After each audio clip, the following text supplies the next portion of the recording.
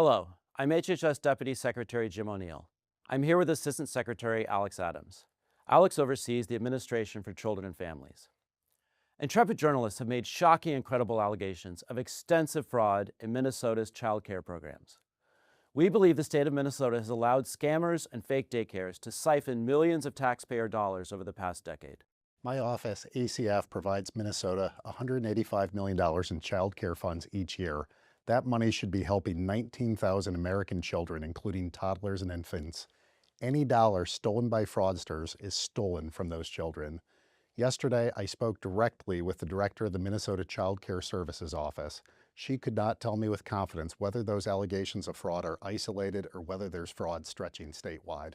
Today, we have taken 3 direct actions against the blatant fraud that seems to be rampant in Minnesota. First, I have activated our Defend the Spend system for all ACF child care payments across America. Starting today, we require a justification, receipt, or photo evidence before we make a payment. Second, I have just signed and sent a demand letter to Governor Walz. I required a full 360 review of these centers. This includes attendance records, licenses, complaints, investigations, and inspections. And third, we've launched a dedicated fraud reporting hotline and email address at childcare.gov. Whether you're a parent, a provider, a member of the public, we want to hear from you. Let me be crystal clear. ACF expects every state to uphold the highest standards of oversight, monitoring, and accountability for federal dollars. Minnesota is no exception. We're committed to holding bad actors accountable.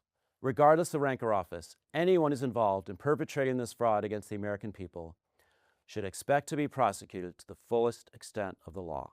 The headline is straightforward but serious. Federal child care dollars are being paused. A freeze like this signals officials believe the risk is significant enough to stop the flow of money until questions are answered.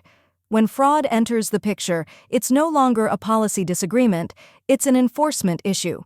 Administrations of both parties treat suspected misuse of funds as a red line. The stated rationale here is protecting taxpayers.